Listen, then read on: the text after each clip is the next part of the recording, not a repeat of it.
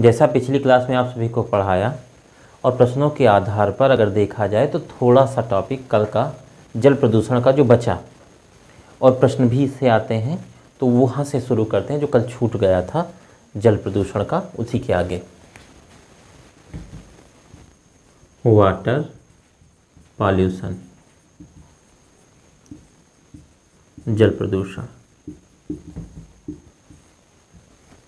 Water pollution, जल प्रदूषण का पूरा पिछले वीडियो में हो चुका है, जो आपने देख भी लिया।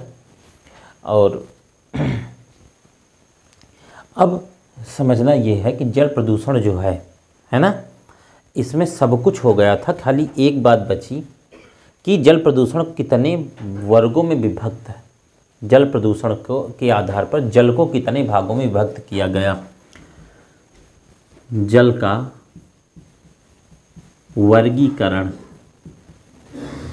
वर्गीकरण, क्लासिफिकेशन ऑफ वाटर कितने भागों में किया गया और किसने किया।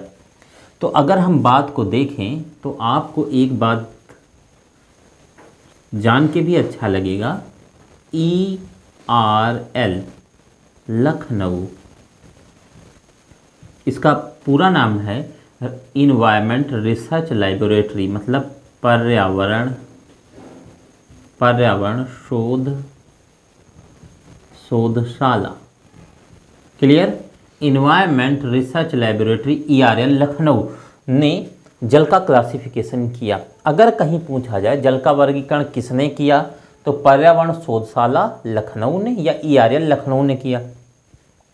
अगर पूछा जाए पर्यावरण शोधशाला लखनऊ ने किसके कहने पर किया, तो आप कहेंगे कैग है ना, नियंत्रक एवं महालेखा परीक्षक के निर्देश पर जल का वर्गीकरण किया गया। अब बात आती जल का जो वर्गीकरण किया गया वो कितने भागों में किया गया। 5 भाग में। कितने भाग में किया गया? 5। ए वर्ग का जल, बी वर्ग का जल, मतलब A category A, category B, category C, category D और कैटेगरी ई। कितने भाग? 5 भागों में विभक्त किया गया। पहला, अब देखो यहाँ से प्रश्न जो बनेगा वो सीधे ये पूछ लेगा कि ए वर्ग के जल का उपयोग किस लिए किया जाता है, बी का किस लिए, सी का किस लिए, डी का किस लिए, ई का किस लिए। तो ए वाला जल पेयजल है। कैसा जल है? पेयजल। पेयजल का हमने पीएच मान बताया था 6 से 7.5 है। लेकिन अगर कहीं पूछा जाए विषम परिस्थितियों के लिए WHO ने पीएच मान कितना बताया है, तो 7 से 8.5 है, जो बता भी चुके हैं पिछले वीडियो में। अब ए वर्ग का जल पेयजल है और बी वर्ग का जल किस लिए प्रयोग किया जाता है, तो ये प्रयोग किया जाता है स्नान के लिए, तैराकी के लिए या मनोरंजन के लिए बी प्रकार के जल का प्रयोग किया जाता है। सी प्रकार का जल किसके लिए प्रयोग किया जाता है? सी प्रकार का जल महत्वपूर्ण भी है, पूछा भी जा चुका है एग्जाम्स में। सी प्रकार का जल किस लिए प्रयोग किया जाता है? तो सी प्रकार के जल का प्रयोग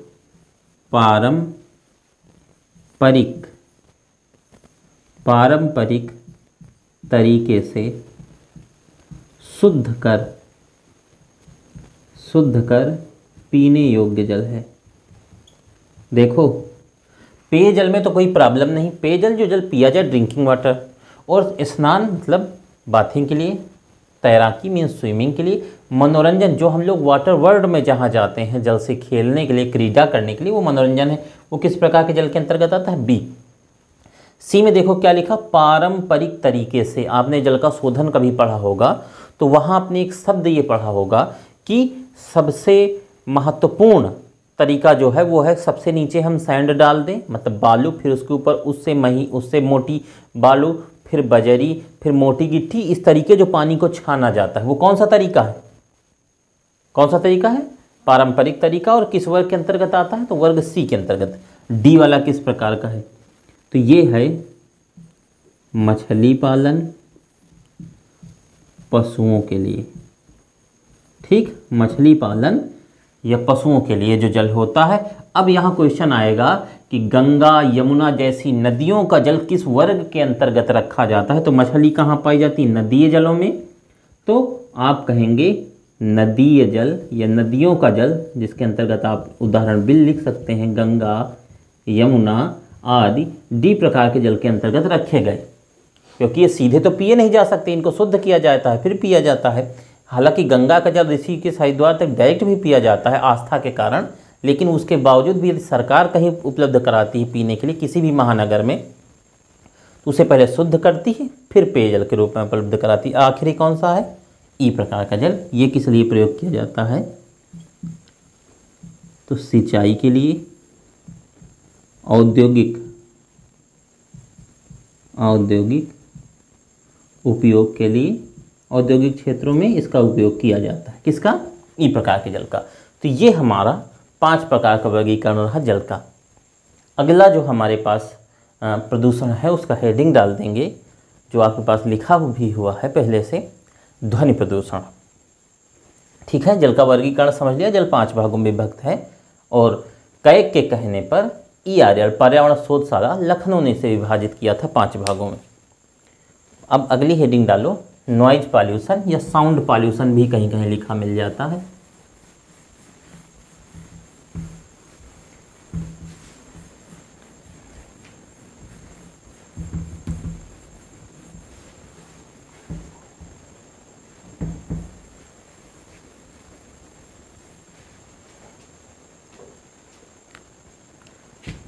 ध्वनि प्रदूषण, नॉइज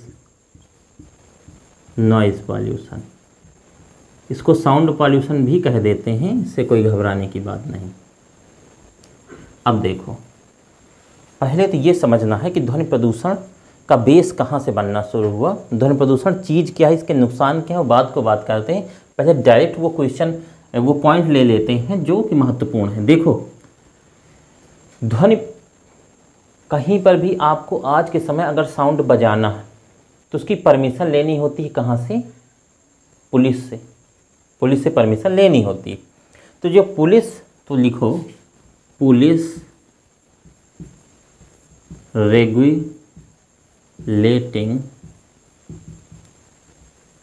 रेगुलेटिंग एक्ट या अधिनियम एक बात होती है। एक्ट 1861, क्या है? 1861 ईस्वी या 1861 कह लो, 1861 लिखो, ईस्वी ना लिखो तो जान ही रहे ईस्वी।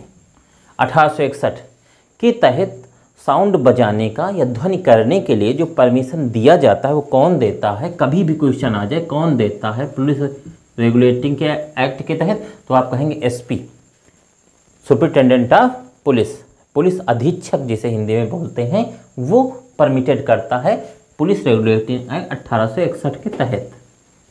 ठीक। पॉइंट नंबर 2 दूसरा आता है पर्यावरण संरक्षण अधिनियम। भाई पर्यावरण को सारे प्रदूषण से ये अधिनियम बचाता है। तो ये किस सन में पारित किया गया? तो आप कहेंगे 1986।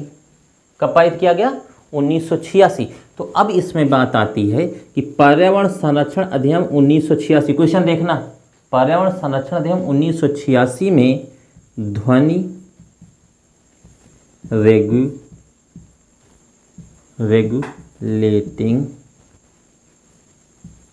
रेगुलेटिंग एक्ट कब जोड़ा गया? ठीक, बात हमारी समझना। पर्यावरण संरक्षण अधिनियम के तहत ध्वनि रेगुलेटिंग एक्ट कब जोड़ा गया? तो आप कहेंगे कब जोड़ा गया? सन 2000 में। ये सिविल स्टैंडर्ड से आप क्वेश्चन कहें या स्टेट का आपका कोई एग्जाम हो या CTET का, टेट का, कोई भी हो, उसमें ये क्वेश्चन महत्वपूर्ण हो जाते हैं क्योंकि इनमें ईयर पूछ लिया जाता है डायरेक्ट। पुलिस रेगुलेटिंग एक्ट के तहत SP परमिटेड करता है 1861 के तहत। पर्यावरण संरक्षण अधिनियम पारित किया गया 1986 में, उसमें ध्वनि रेगुलेटिंग एक्ट या साउंड रेगुलेटिंग एक्ट या नॉइज रेगुलेटिंग एक्ट कब पारित किया गया? सन 2000। ठीक, यहां तक बात समझ गए। अब एक बात, ये तीनों तो याद ही रखना है जो पुरानी बात है। अब एक करंट का क्वेश्चन तो नहीं कहेंगे, बट अब हिस्ट्री हो चुका वो, कि सन 2010 में, कब, सन 2010 में रात्रि के 10 बजे के बाद आफ्टर 10 o'clock अगर आपने नॉइज की, और वो भी नॉइज कितनी होगी, 90 डेसिबल। अभी हम बात भी करेंगे कि ध्वनि प्रदूषण का ध्वनि का मात्रक होता है डेसिबल, ये भी बात अभी होगी। भी फिलहाल इतनी बात समझो कि रात्रि के 10 बजे के बाद 90 डेसिबल या इससे अधिक की ध्वनि आप करते हैं, ठीक, 90 डेसिबल या इससे अधिक प्लस की ध्वनि यदि कोई व्यक्ति करता है बिना परमिशन के, ठीक, तो उस पर 1 लाख रुपए का जुर्माना, कितने का, 1 लाख का जुर्माना, ये केंद्र सरकार का है, 1 लाख रुपए का जुर्माना या 7 साल की जेल, या 7 साल की जेल, ठीक, या दोनों, ये न्यायालय पे भारित है क्या उसको होगा, ठीक। जबकि यहां नोट करके लिखना, जबकि यूपी में इलाहाबाद हाई कोर्ट ने, यूपी के इलाहाबाद हाई कोर्ट ने यही जुर्माना की राशि 1 लाख से बढ़ाकर 5 लाख रुपए कर दी है। कितनी कर दी है, 1 लाख से बढ़ाकर 5 लाख रुपए कर दी है जुर्माना की राशि। तो ये भी एक महत्वपूर्ण बात हो जाती है। तो ये क्वेश्चन जरूरी है जो आपको पता ही होने चाहिए ध्वनि प्रदूषण पढ़ने के पहले। अब इसे इरेज करें, ठीक। अब सुनो, ये रेगुलेटिंग एक्ट समझ लिया गया, जुर्माना समझ लिए गए, हाई कोर्ट का डिसीजन समझ लिया गया। अब छोटी छोटी सी बातें और समझेंगे, फिर इसके बाद ध्वनि प्रदूषण से होने वाले नुकसान पे पहुंचेंगे। बातें होती है कि पहला ध्वनि का मात्रक, ठीक, ध्वनि का मात्रक क्या होता है, डेसिबल, जिसे प्रदर्शित करते हैं स्मॉल डी और कैपिटल बी से, जो भी 90 के आगे लिखा भी था हमने। दूसरा है ध्वनि की आवृत्ति को किस में मापते हैं, तो कहते हैं हर्ट्ज में, clear, capital H small Z से प्रदर्शित करते हैं, ठीक। ये दोनों बातें जरूर याद रखना कि डेसिबल में ध्वनि का मात्रक होता है और आवृत्ति को किस में, मीन्स फ्रीक्वेंसी को किस में मापा जाता है, या फ्रीक्वेंसी की यूनिट क्या होती है उसको बोलते हैं हर्ट्ज। अब सुनने वाली बात यह है कि प्रकाश को चलने के लिए माध्यम की आवश्यकता नहीं होती, जबकि ध्वनि को चलने के लिए माध्यम की आवश्यकता होती है। तो ध्वनि सबसे तेज किस माध्यम में चलती है, ध्वनि सबसे तेज ठोस में, सॉलिड में चलती है, उससे धीमे लिक्विड में अर्थात द्रव में चलती है, उससे धीमे गैस में चलती है। तो एक चीज़ बहुत एग्जाम में पूछी जाती है कि ध्वनि की चाल कितनी है, ध्वनि की चाल कितनी है। यहाँ से आप समझ ही सकते हैं कि ध्वनि सबसे तेज ठोस में चलेगी। अगर कहीं ऑप्शन आ जाए कि निम्न में से साउंड किस में सबसे तेज चलेगा, तो वहाँ ये देखना है कौन सी चीज़ किससे ज़्यादा सॉलिड है ना। जो चीज़ ज़्यादा ठोस होगी, ज़्यादा कठोर होगी, उसमें ध्वनि की चाल ज़्यादा हो। जैसे तेल और पानी में ध्वनि की चाल ज़्यादा तेज किस में, पानी में ज़्यादा तेज होगी, क्योंकि पानी की अपेक्षा, तेल की अपेक्षा जल का घनत्व तो अधिक है, क्योंकि तेल जो है पानी के ऊपर तैर जाता है। तो जो चीज़ अधिक ठोस होगी, ठीक, दूसरे के कंपैरिजन में वहाँ ज़्यादा तेज चलेगा। ये ऑप्शन पे निर्भर करेगा कि ऑप्शन हमारे सामने क्या आया। जैसे मैं कहूँ मिट्टी, सोना, चांदी, लोहा में सबसे तेज ध्वनि किस में चलेगी। यहाँ ज़्यादा कठोर कौन है, लोहा है, तो सबसे तेज किस में चलेगी, लोहे में चलेगी। तो ये सामान्य बात है। ध्वनि की चाल कितनी होती है तो हम लोग साधारणतः जानते भी हैं और आपको मालूम भी होगा, 332 मीटर प्रति सेकंड होती है। और ये कहाँ होती है, ये वायु में होती है, क्योंकि हम लोग एक दूसरे से जो बात करते हैं तो हमारे और आपके कान के बीच में कौन सा माध्यम है, तो वायु है। हम मुंह फाड़ कर ऐसे जब बोलते हैं तो हम मुंह से धक्का देते हैं और आपके कान के पर्दे पर जाकर वो चीज़ पड़ती है और सुनाई देती है। देखो अभी मैं प्रदूषण पे पहुंच रहा हूं, पहले मेरी पूरी बात आप समझ लेंगे। वो नियम अधिनियम बताना एक बात थी पृष्ठभूमि तैयार करने के लिए। अब बात समझना, ये जो ध्वनि हमारे पास हम बोल रहे हैं वो आप सुन रहे हैं, ठीक है। हमने बोला आपने सुना, हमने बोला आपने सुना। अब हमें कितनी देर सुन सकते हैं, एक लिमिट है, वहाँ तक आप सुनेंगे। उसके बाद आपको हमारी कही गई बात थोड़ी देर बाद ओवरफ्लो होने लगेगी। क्लास भाई जो हो रही है वो 1 घंटा 1.5 घंटा की क्लास हो गई, इसके बाद वो क्लास भी ओवरफ्लो होने लगती। अगर यही आवाज़ हम चिल्ला चिल्ला पढ़ाएं, एकदम भूत हो जाएं, तो आपको ये लगेगा कि यार अजीब आदमी है। जैसे आप देखो, आपको हम दें कार में बैठाएं और आपको हम ट्रैक्टर में बैठाएं, आपको हम टेम्पो में बैठाएं, टैक्सी में, आपको हम ट्रक में बैठाएं, तो ज़्यादा आनंद आपको किस में आएगा? अब ये नहीं कह दीजिएगा कि हमको ट्रक में आता है आनंद अधिक, क्योंकि हम बड़े वाहनों में बैठते हैं, महंगे गाड़ियों में बैठते हैं। तो ऐसा नहीं है, हमें ज़्यादा आनंद की अनुभूति 99% जो ह्यूमन है उसको कार में अधिक आनंद आता है, क्योंकि बड़ी सॉफ्ट होती, ज़्यादा नॉइज नहीं करती। अब समझना यहाँ ये है, यदि ये ध्वनि की चाल है आपके कान तक पहुँची सॉफ्टली, तो आपको वही चीज़ क्या लगी? आवाज़। क्या लगी? जब आवाज़ अप्रिय हो गई, एक लिमिट से अधिक उसका तारतम्य हो गया, पिच उसकी ज़्यादा हो गई, तो वही क्या बन गई? शोर, नॉइज हो गई।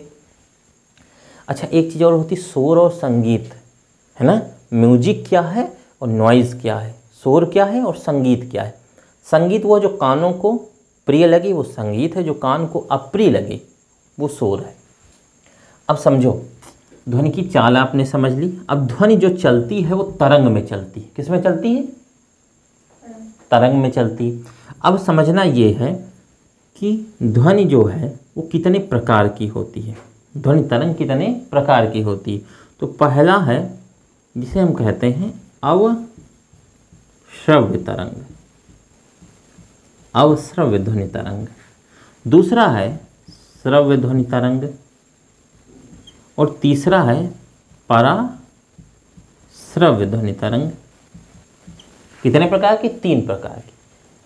श्रव्य का मतलब है ऑडिबल, अवश्रव्य का मतलब है इनऑडिबल, और पराश्रव्य का मतलब है अल्ट्रासोनिक। क्लियर? अब ये देखो 3 प्रकार की जो ध्वनि तरंगे हैं। अवश्रव्य जो है वो 20, चूँकि आवृत्ति को नापा किसमें जाता? हर्ट्ज में, तो ये 20 हर्ट्ज या इससे कम, 20 हर्ट्ज आर लेस देन, है ना, 20 हर्ट्ज या इससे कम की होती है उसको अवश्रव्य कहते हैं। और श्रव्य कौन सी होती है? उसे कहते हैं 20 हर्ट्ज से लेकर 20,000 हर्ट्ज तक, 20,000 हर्ट्ज तक। और अगर कोई कहे पराश्रव्य कौन सी है, तो हम कह देते हैं मोर देन 20,000 और मोर देन, है ना, 20,000 हर्ट्ज या इससे अधिक। क्लियर? तो ये कितनी बातें हुई हमारे पास? 3 बातें। अब यहाँ एक बात सुनने वाली ये है, जो एग्जाम में क्वेश्चन भी आ जाता है कि मानव के कान या मनुष्य कौन सी तरंग सुन सकता है, तो हम कह देते हैं मनुष्य द्वारा सुनी जाने वाली तरंग है श्रव्य तरंग, जो 20 हर्ट्ज से लेकर के 20,000 हर्ट्ज तक की है। क्लियर? 20 हर्ट्ज से लेकर के 20,000 हर्ट्ज तक वाली है, इसे मनुष्य के कान सुन सकते हैं या सुनते हैं। अब जब मनुष्य की बात हो गई कि मनुष्य ने इसको सुन लिया, अगर इससे कम होगी 20 हर्ट्ज से तो भी मनुष्य नहीं सुनेगा, और 20,000 हर्ट्ज से अधिक होगी तो भी मनुष्य नहीं सुनेगा। यदि 20 हर्ट्ज से कम है, इसका मतलब ध्वनि बहुत कम है। तो जहाँ से उत्पन्न हो रही वो माध्यम बहुत, माध्यम कैसा है? मीडियम कैसा है? बहुत स्मॉल है, बहुत छोटे माध्यम से उत्पन्न हो रही। अगर पराश्रव्य उत्पन्न हो रही है, ठीक है, 20,000 हर्ट्ज से अधिक आ रही है, इसका मतलब माध्यम बहुत, मीडियम बहुत, लार्ज है, बहुत बड़ा है। क्लियर? अब 20 हर्ट्ज कम है और 20,000 हर्ट्ज ज़्यादा है। भगवान ने जब हमें बनाया तो बनाते समय इतना, ये आप जिस किसी को मानते हो, जब बनाया तो बनाने से पहले एक बड़ा अच्छा सिस्टम ये सेट किया कि आप ना इससे कम सुनोगे ना इससे ज़्यादा। अगर कहीं सुनवा देते तो पता लगा अपन मोबाइल चला रहे हैं बैठे, बगल से चींटी आई और चींटी ने कहा अच्छा जाएं पापा से बताएं जाके तुम्हारे पढ़ नहीं रहे हो, बता दें। अब आदमी टेंशन में। तो हम 20 हर्ट्ज से कम भी नहीं सुन सकते, 20,000 हर्ट्ज से अधिक भी नहीं सुन सकते। कुत्ता सुन सकता है। 20,000 हर्ट्ज से अधिक कौन सुन सकता है? कुत्ता। और आपने देखा होगा जो आदमी एक लिमिट से ज़्यादा दूसरों की बातें सुनता है उसकी कंडीशन कुत्ते के जैसी हो जाती है ना। कि अब जैसे कुत्ता है, कुत्ता देखो ऐसे सो रहा और सोते सोते रात में अचानक एकदम से गली में कोई नहीं है और एकदम से भौंकने लगा, तो उसने क्या सुन लिया?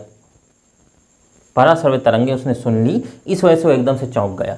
पराश्रव्य तरंगे सुन कौन सकता है? और ये निकलती कहाँ से है पहले? तो ये निकलती पृथ्वी के घूर्णन, अर्थात जो अर्थ अपनी जगह रोटेट हो रही है उससे भी पराश्रव्य तरंगे निकलती हैं, और भूकंपीय तरंगे,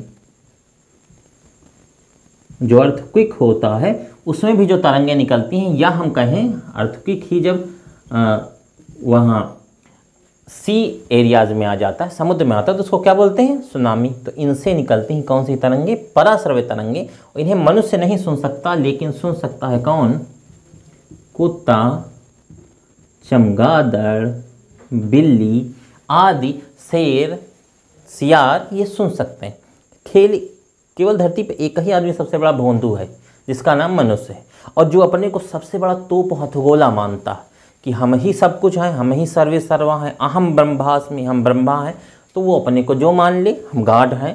तो मान रहे हो भाई, बहुत अच्छा, मानते रहो, लेकिन तुम सुन कुछ नहीं पा रहे हो। 20,000 हर्ट्ज से ऊपर भी नहीं सुन सकते, 20 हर्ट्ज से नीचे भी नहीं सुन सकते। सेम ही कंडीशन हमारी साइट्स की भी है, देखने की भी, कि 4,000 एंगस्ट्रॉम से नीचे भी नहीं देख सकते और 7,000 एंगस्ट्रॉम से ऊपर भी नहीं देख सकते। एक लिमिट सेट कर दी देखने के लिए ईश्वर ने कि बस इतना देखोगे बेटा, न इससे कम न इससे ज़्यादा। बनो चाहे तुम जो, चाहे जितने बढ़िया चश्मा लगा फोटो खिंचो, ऐसे करके पाउट बनाओ, ऐसे करके चाहे जो कर लो। अब ये तरंगे हुई, ये मनुष्य की सुलभता के लिए नहीं बनाई गई, ये बनी ही है ना। अब आपने एक चीज़ सुनी होगी, नहीं सुनी तो जान लें। एक कंपनी है, इसकी कंप्यूटर बनाती है, माइक्रोसॉफ्ट। उसने अपना एक ऑफिस बनाया है जिसमें अपने बड़े एम्प्लॉइज को, गेटमैन को नहीं, जो उसके बड़े एम्प्लॉइज हैं, अब मैं ये नहीं कह रहा हूँ गेटमैन छोटा एम्प्लॉय होता, वो भी बड़ा एम्प्लॉय होता, उसके भी पास बहुत बड़ी जिम्मेदारी होती, लेकिन अपने एम्प्लॉइज को सोने के लिए उसने क्या किया, एक ऐसा रूम बनाया जिसमें वॉइस बिल्कुल भी नॉइज होनी ही नहीं, एकदम साइलेंट प्लेस है, वो आदमी सोएगा।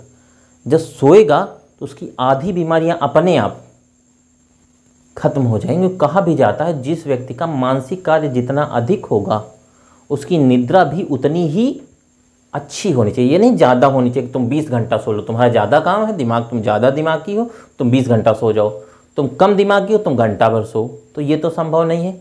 हाँ, यहाँ एक बात याद आई, शेर अपने जीवन में 20 घंटे सोता है, मतलब प्रतिदिन 20 घंटे सोता, गधा 24 घंटे काम करता है। तो सोएगा तो शेर बनेगा और जगेगा तो गधा बनेगा। लेकिन हास्यास्पद बात है ये। तो यहाँ ये समझना है कि अब हमें कौन सी ध्वनि सुननी चाहिए, कौन सी नहीं सुननी चाहिए। यहाँ तक ये सब पूरा नोट कर लिया ना। पहले ये समझो कि ध्वनि से होने वाली बीमारी, ध्वनि के दुष्प्रभाव लिखो, हेडिंग डालो, ध्वनि के दुष्प्रभाव, बैड इफेक्ट ऑफ नॉइज और साउंड, जो भी आप लिख सको। ध्वनि के दुष्प्रभाव कि आखिर ध्वनि प्रदूषण जो होता है, देखो जैसे जल प्रदूषण है, ठीक, वो धीरे धीरे प्रभाव करता है। वायु प्रदूषण है, वो पहले यहाँ कार्बन डाइऑक्साइड उत्पन्न हुई, फिर वहाँ हुआ, फिर ये हुआ, फिर वो हुआ। ध्वनि प्रदूषण धड़ाम से तुरंत इफेक्टेड करती है, तुरंत, कोई उसमें इधर उधर का नहीं होता। दुष्प्रभाव आपने डाले हैं, तो दुष्प्रभाव किसके? ध्वनि के, नॉइज के दुष्प्रभाव क्या हैं, बैड इफेक्ट्स क्या हैं इसके। दुष्प्रभाव देखो कौन कौन से होते हैं। एक है सामान्य दुष्प्रभाव, सामान्य दुष्प्रभाव, जनरल बैड इफेक्ट, क्लियर। दूसरा है मनोवैज्ञानिक दुष्प्रभाव, दुष्प्रभाव या प्रभाव जो लिखो। तीसरा है सामान्य। तीसरा है मनोवैज्ञानिक हो गया। तीसरा है शारीरिक दुष्प्रभाव, शारीरिक दुष्प्रभाव। और चौथा है जिसको कहेंगे आप सामान्य, मनोवैज्ञानिक, शारीरिक और याद आएगा तो फिर बताएंगे। फिलहाल ये 3 अभी जो हमें करंट में याद है। पहला सामान्य दुष्प्रभाव है कि जब भी आपको अधिक ध्वनि सुनाई देती तो आप में आ जाता है चिड़चिड़ापन। अधिक ध्वनि में यदि कोई रहता है तो उसे चिड़चिड़ापन हो जाता है, या कम सुनने की आदत, या कम सुनने की आदत, ये हो जाता है। मनोवैज्ञानिक, हाँ एक और हो जाएगा जिसको हम कहते हैं श्रवण ह्रास। श्रवण ह्रास सीधे है, इसको कहते हैं बहरापन। जब कोई व्यक्ति 90 डेसिबल या इससे अधिक की ध्वनि अधिक समय तक सुनता है, या इससे अधिक 90 डेसिबल और मोर देन, अगर 90 डेसिबल या इससे अधिक सुन रहा है तो उसको क्या हो जाएगा, बहरापन हो जाएगा। ठीक। और अगर कोई व्यक्ति सामान्य ध्वनि में ज़्यादा देर रह के आए तो उसमें एक चीज़ हो जाती है, चिड़चिड़ापन। मनोवैज्ञानिक दुष्प्रभाव क्या है, ये बढ़िया है, इसको कहते हैं न्यूरोटिक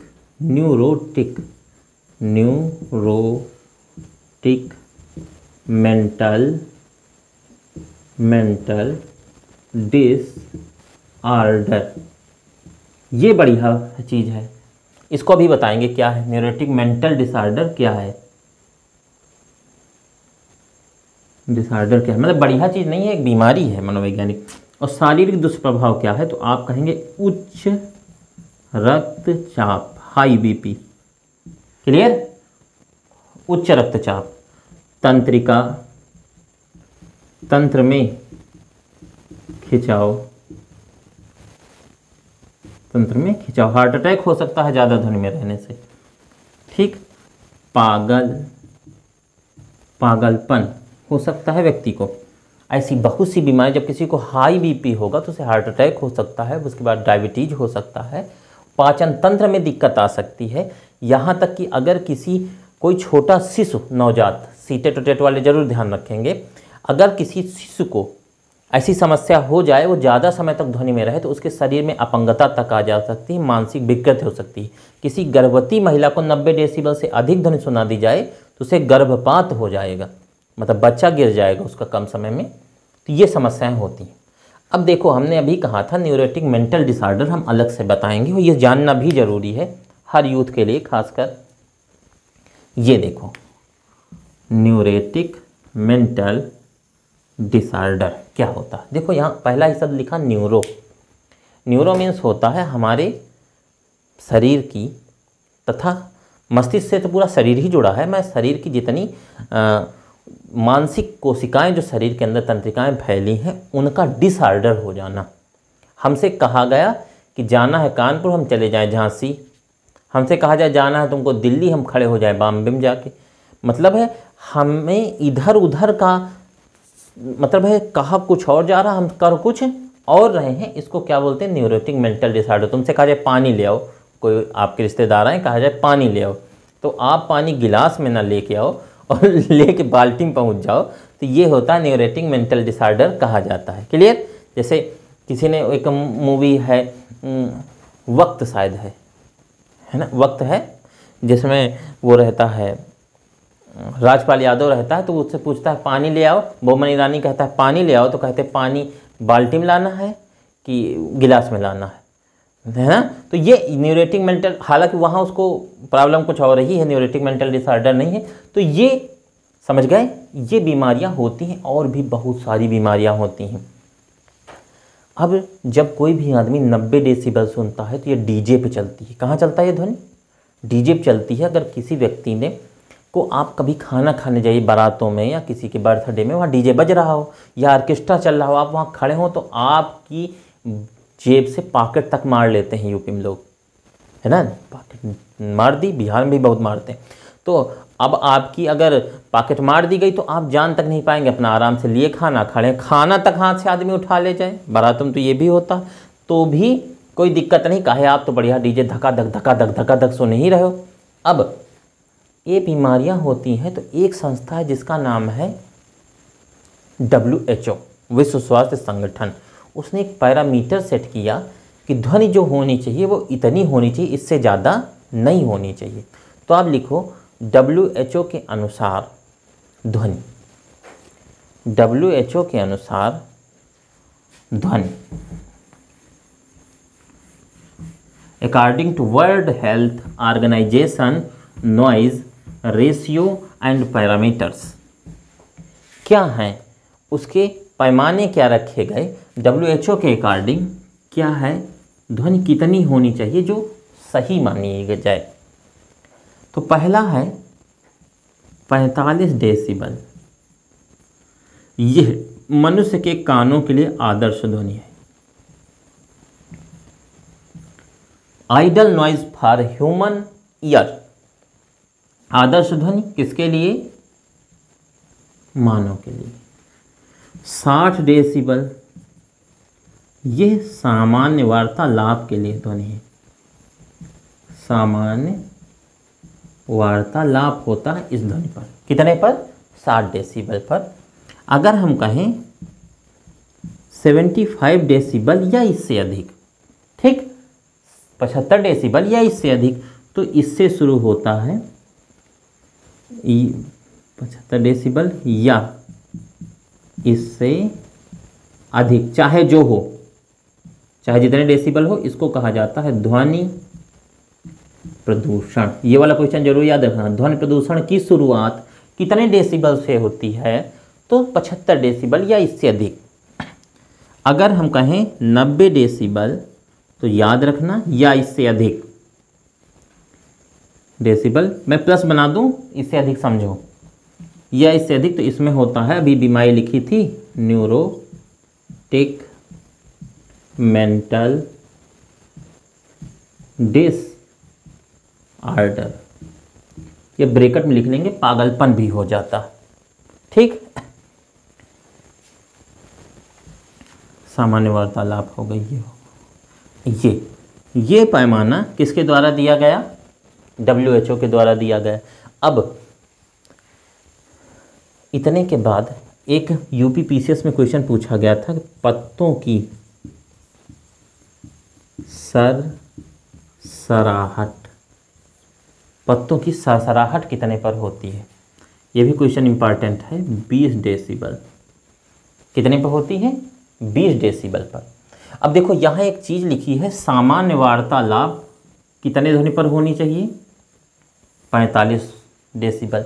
अपने पास एक बात नोट करके ज़रूर लिख लेना, WHO ने एक बात बड़ी अच्छी कही, नोट में लिखना, उसने कहा कि दिन में जहाँ की ध्वनि जितनी होगी, भाई दिन में ध्वनि अधिक और रात में ध्वनि कम होती है, दिन में ध्वनि अधिक और रात में ध्वनि कम होती, तो दिन और रात्रि के बीच, ठीक, दिन और रात के बीच कितने का अंतर होता है, पहला क्वेश्चन, तो 10 डेसिबल का।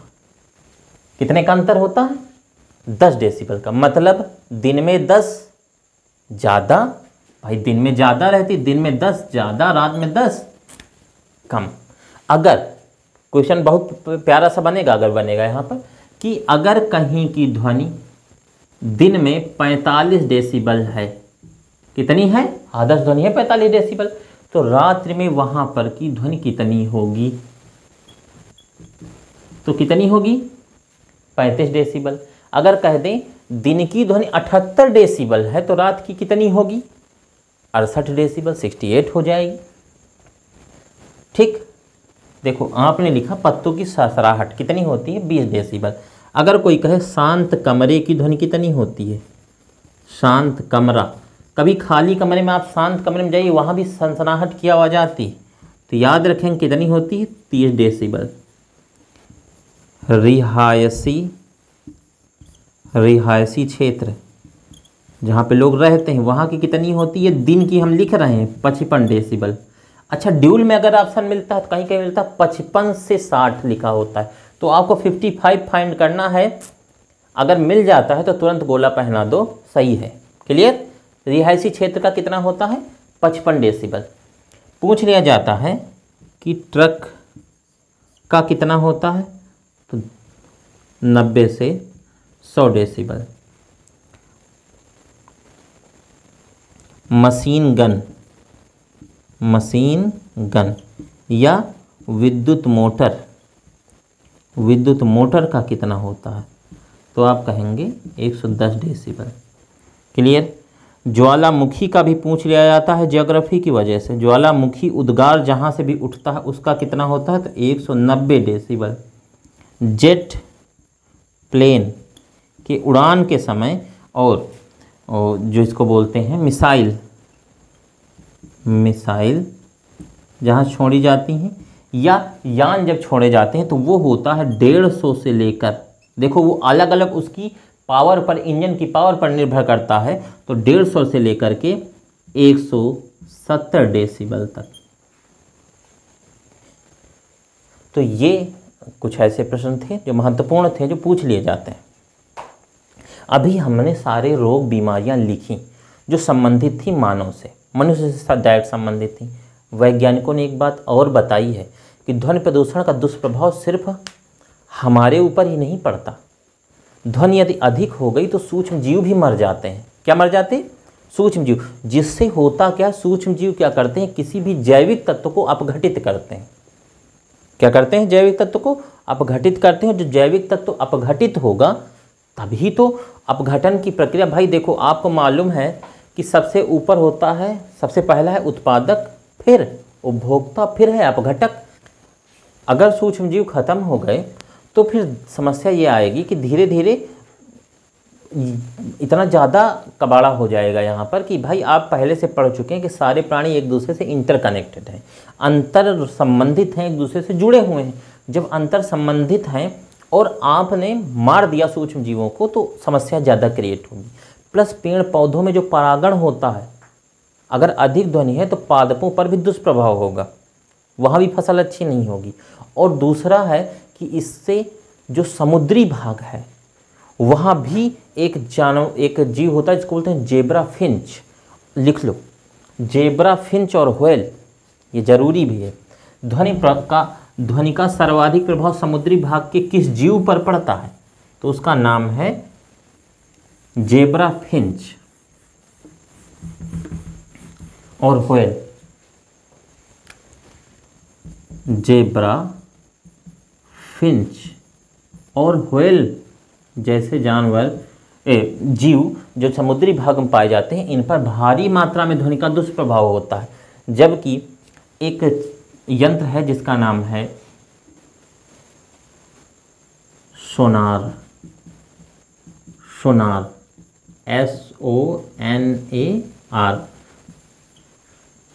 साउंड एंड नेविगेशन होता है, जिससे ध्वनि के द्वारा हम किसी भी दूरी की वस्तु का या मछली का या गहराई का पता लगा लेते हैं। ठीक है, किससे? सोनार से। सोनार भी ध्वनि पर चलने वाला यंत्र है। किस पर चलता है? ध्वनि पर चलने वाला यंत्र है। एक होता है जिससे समुद्र की गहराई मापी जाती है, समुद्र की गहराई मापी जाती है, जिसका नाम है फेदोमीटर। फेदोमीटर से समुद्र की गहराई मापते हैं। ये भी किस पे चलने वाला यंत्र है? ये भी ध्वनि पर चलता है। सोनार भी ध्वनि पर कार्य करता है और फेदोमीटर भी ध्वनि पर कार्य करता है, इससे समुद्र की गहराई मापी जाती। तो ये सारी चीज़ें होने के कारण बड़ा इफेक्ट होता जा रहा है ध्वनि का ज़्यादातर प्रभाव। जैसे ध्वनि कोई प्रकारों में बांटा गया कि ग्रामीण ध्वनि प्रदूषण, शहरी ध्वनि प्रदूषण, महानगरीय ध्वनि प्रदूषण, औद्योगिक ध्वनि प्रदूषण। ये प्रकार है, इसको लिखने की कोई ज़रूरत नहीं है, चाहो तो लिख भी लो कौन सा प्रकार है कौन सा नहीं है। तो इसको कहते हैं ग्रामीण ध्वनि प्रदूषण, शहरी ध्वनि प्रदूषण। ये शहरी जो है इसमें टाउन और छोटे शहर आता है। और दूसरा है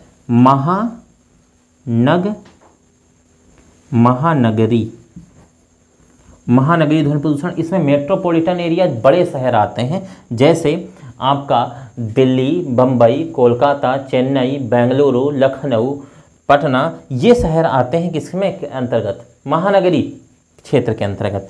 और ये महानगरी वाले में जरूर याद रखना, महानगरी के अंतर्गत किन्हें रखा जाता है, जिनकी जनसंख्या 10 लाख या इससे अधिक है। यहाँ पर सबसे ज़्यादा ध्वनि प्रदूषण है।